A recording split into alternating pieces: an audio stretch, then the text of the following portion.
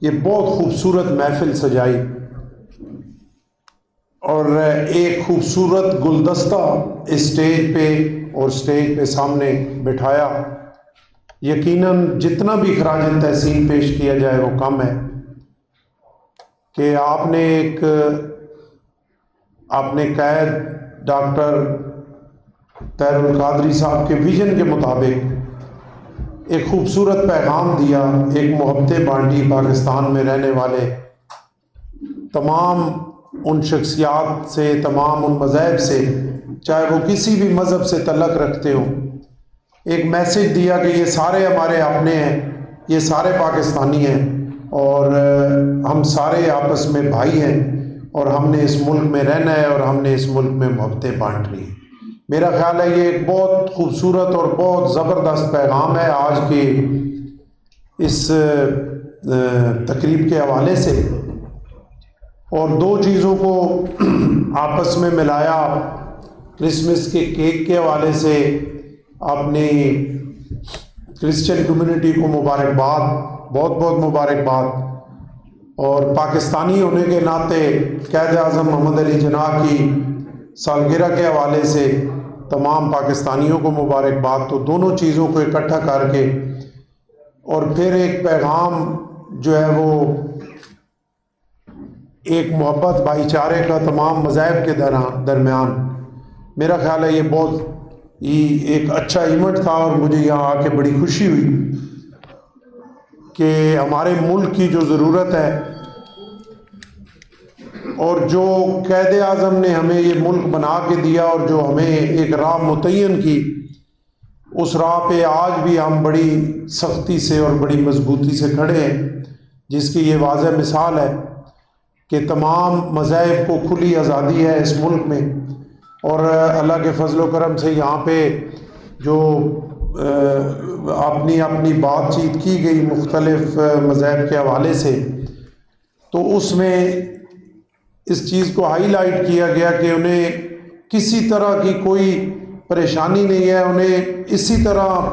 یہ دعویٰ اور اسی طرح ڈیمانڈ اور اسی طرح آزادی ہے کہ جس طرح مجھے اور آپ کو یہاں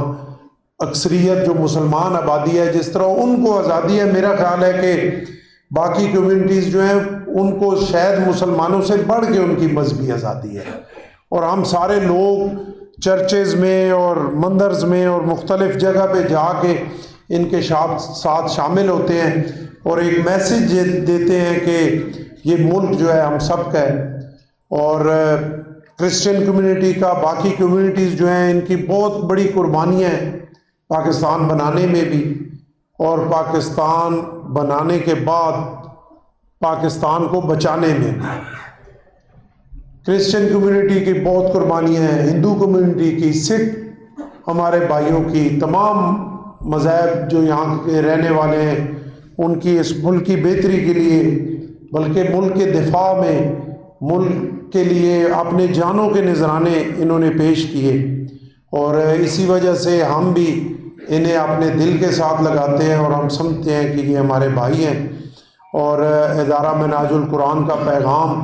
محبت اور بھائی چارے کا پیغام ہے، اور اللہ کے جو بھی مذہب اس دنیا میں آیا اس کا سب سے اہم جو اللہ کی طرف سے پیغام ہے وہ محبت کا پیغام ہے. اور اسی محبت کے پیغام کو آگے بڑھانے میں ہی سب کی بھلائی ہے. اور اسی میں ڈاکٹر طاہر القادری صاحب کی خدمات اس ملک کے لیے، اپنے مذہب کے لیے اور اس بھائی چارے کے لیے، کہ ہم اگر مختلف کمیونٹیز کے حوالے سے بات کرتے ہیں تو وہ تو ہے، لیکن اگر ہم مسلمانوں کے حوالے سے بات کریں تو مسلمانوں میں بھی جتنے فرقے ہیں وہ اس ملک میں موجود ہیں. پاکستان میں شاید دنیا میں اور ایسا اسلامی ملک نہیں ہے کہ جس میں مسلمانوں کے تمام فرقے موجود ہوں. لیکن ڈاکٹر طاہر القادری صاحب نے جو کتابیں لکھی سینکڑوں کی تعداد میں، جو انہوں نے اپنے لیکچرز دیے، جو انہوں نے پیغام دیا، جو انہوں نے یہ تحریک شروع کی، اور یہ تحریک آپ اور ہم سب کی آنکھوں کے سامنے شروع ہوئی بالکل ایک میں سمجھتا ہوں کہ چھوٹی سی جگہ سے، اور آج ان کی نیت، ان کی ویژن، ان کی محبت کی وجہ سے آج وہ تحریک جو ہے ایک تناور درخت بن چکا ہے، اور نہ صرف پاکستان میں بلکہ پوری دنیا میں جو ادارہ منہاج القرآن کی خدمات ہیں ان کی جتنی بھی تعریف کی جائے میرا خیال ہے وہ کم ہے، وہ لفظوں میں شاید بیان کرنا مشکل ہے۔ اور ڈاکٹر صاحب کے لیکچرز، ڈاکٹر صاحب کی کتابیں، وہ ساری محبت اور بھائی چارے کا پیغام ہے، اور اگر وہ اپنی کوئی بات وہ کرتے بھی ہیں اور ہم تک پہنچاتے ہیں تو وہ اس طریقے سے پہنچاتے ہیں کہ اگر کوئی دوسرا مذہبی حوالے سے شاید اس سے اختلاف رکھتا ہو لیکن اسے کوئی تکلیف نہ ہو۔ کبھی میں نے نہیں دیکھا کہ ڈاکٹر صاحب کے پیغام میں کبھی وہ اتنی سختی یا اتنی کسی پہ کوئی تنقید ہو، اپنی بات، اپنی چیز، اپنا علم وہ لوگوں تک پہنچاتے ہیں لیکن کسی کو ہرٹ کر کے نہیں۔ اور میں سمجھتا ہوں کہ یہ بہت بڑی ایک بات ہے، میرے لیے بھی خوش قسمتی کی بات ہے کہ میں جب سے گورنر بنا یہاں پہ دوسری تیسری دفعہ میں آ رہا ہوں، اور ویسے بھی ہماری شہید قائد محترمہ بے نظیر بھٹو شہید جو ہے وہ ادارہ منہاج القرآن کی رکن تھی، انہوں نے خود رکنیت حاصل کی۔ وہ بھی ایک مثال تھی کہ ڈاکٹر صاحب کے وہ جو ویژن اور علم اور جو ان کی یہ تحریک تھی اس کے ساتھ ایک اپنائیت کی وجہ سے ہماری شہید قائد نے بھی اس کے آپ خود سے ڈیمانڈ کر کے اس کی جو ہے وہ ممبرشپ لی، اور وہ جو رشتہ ہے وہ محترمہ بے نظیر بھٹو شہید کا اور ادارہ منہاج القرآن کا، وہ رشتہ آج بھی ہمارے لیے بڑا مقدم ہے، اور اسی وجہ سے جو ہے تمام پیپلز پارٹی جو ہے وہ منہاج القرآن تحریک سے محبت کرتی ہے، ساتھ شامل ہوتی ہے۔ چاہے اٹک میں ہمارے ساتھ جو تحریک کے لوگ ہیں انہیں یہ پتہ ہے کہ ان میں اور پیپلز پارٹی میں کوئی فرق نہیں ہے،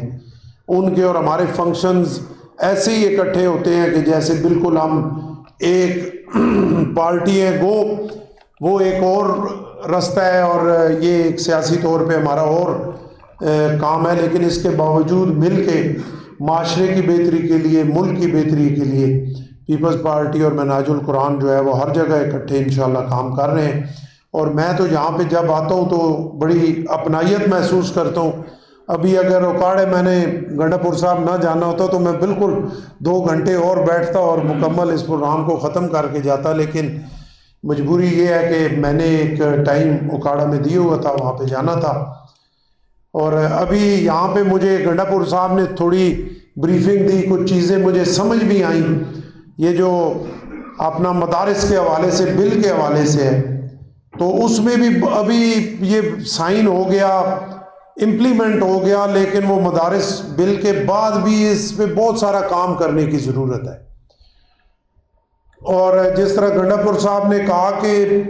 یہ جو ہمارے مدارس ہیں، اب یہ ادارہ منہاج القرآن بھی ایک مدرسہ ہی ہے اور اسے ہم اس مدارس کی صف میں، لیکن یہاں پہ آپ دیکھیں کہ یہاں پہ دنیاوی تعلیم جو ہے وہ بہت ساری یونیورسٹیوں سے بہت بہتر طریقے سے دی جا رہی ہے، کہ مذہبی تعلیم بھی اور دنیاوی تعلیم بھی۔ اس چیز کی ضرورت ہے کہ مسلمانوں نے جو ترقی کی آج سے سینکڑوں سال پہلے اور وہ متعارف کرایا،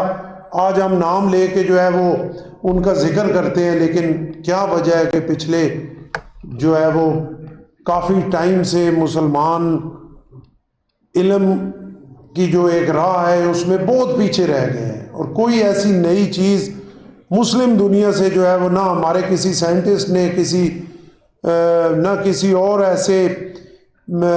پڑھے لکھے پی ایچ ڈی یا کوئی بڑے